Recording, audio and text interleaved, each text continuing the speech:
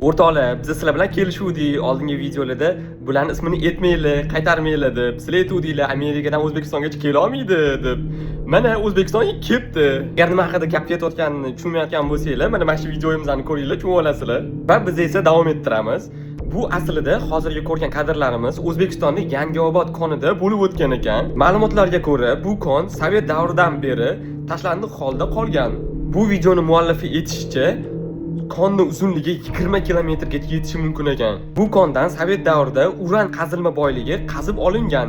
Endi boyga qo'rqinchli ovozlarga keladigan bo'lsak, muallif va uni o'rtoqlari bu videoda qanaqadir chuqurlikni, uzunligini bilish maqsadida yoki tosh otib ko'rishyapti va tosh otishgandan keyingi eshitiladigan ovozi to'g'risi meni ham qo'rqitib yubordi. Endi vaziyatga mistik tarafdan emas, real qaraydigan bo'lsak, katta ehtimol bilan bu qanaqadir hayvonga tegishli ovoz bo'lsa kerak. Nima bo'lganda ham fikringizni kommentariyada yozib qoldiringlar. Nima deb o'ylaysizlar? Bu qanaqadir hayvonmi rostdan ham yoki ular Amerikadan O'zbekistongacha yetib kelishga ulgurishdimi?